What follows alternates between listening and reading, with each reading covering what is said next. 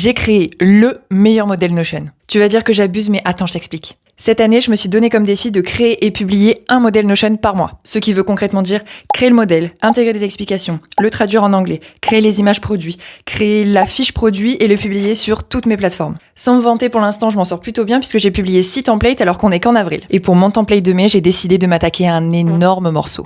Te proposer un modèle pour créer et planifier ton contenu. Bon là, je vais être honnête avec toi, à la base, je l'ai créé pour moi parce que franchement, ma page de publication, c'était un joyeux bordel et c'était extrêmement mal optimisé. Voilà une image de ce à quoi ça ressemblait avant. Un avion qui passe.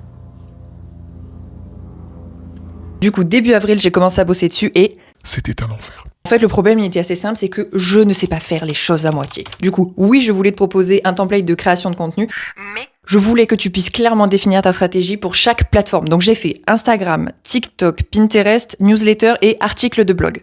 Ensuite, je voulais aussi que tu puisses suivre les statistiques de chacune de tes publications. Et puis, je me suis dit qu'il fallait aussi que tu puisses suivre tes statistiques globales sur l'année pour chaque plateforme. Et puis après, j'ai pensé qu'il te fallait aussi une page branding, quelque chose où tu puisses stocker et organiser toute ton identité visuelle. Donc, par exemple, tes typos, tes logos, tes éléments graphiques, etc.